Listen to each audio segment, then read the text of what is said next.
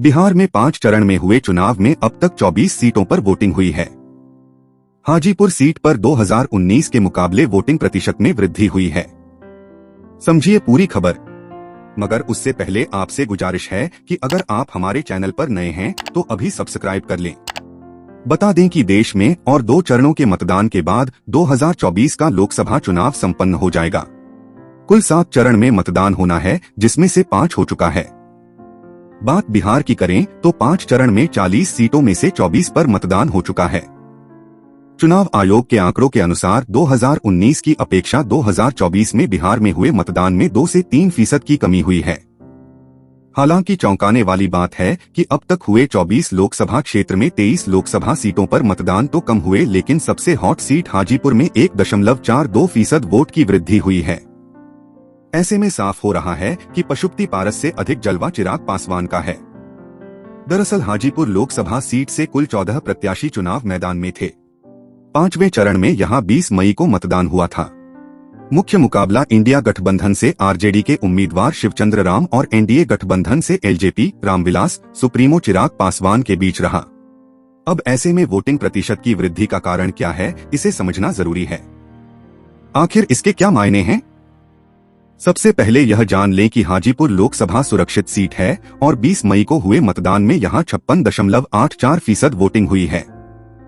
2019 में 55.22% मतदान हुए थे, यानी 2019 की अपेक्षा 1.42% मतदान अधिक हुआ है। इसकी बड़ी वजह क्या है? इस पर एक राजनीतिक विश्लेषक ने कहा कि निश्चित तौर पर हाजीपुर में चिराग पासवान का चेहरा प्रमुख रहा है। यही वजह है कि चिराग पासवान के चेहरे को लेकर ही वोटिंग प्रतिशत में वृद्धि हुई है। उन्होंने कहा कि वोटरों का चिराग पासवान के प्रति रुझान बढ़ा है, क्योंकि 2019 में भी महागठबंधन से आरजेडी के प्रत्याशी शिवचंद्र राम ही थे, जो इस बार भी हैं।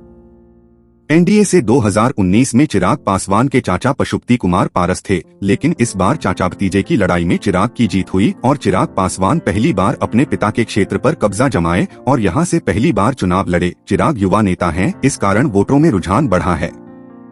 बता दें कि मतदान अधिक होने से वोट में मार्जिन भी अधिक होगा, यह कहना मुश्किल है, क्योंकि इस बार लालू प्रसाद यादव भी पूरी तरह सक्रिय हैं।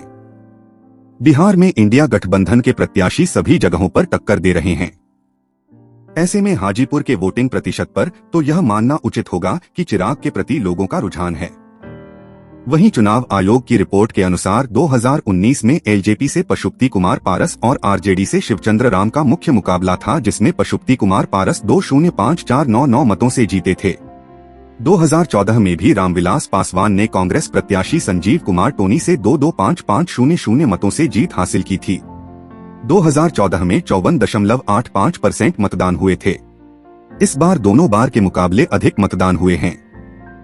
ऐसे में एक्सपर्ट की राय के अनुसार हाजीपुर में चिराग पासवान का जलवा तो दिखा है, लेकिन वोट मार्जिन में क्या चाचा और पिता से आगे जा पाएंगे चिराग पासवान, यह कहना मुश्किल है।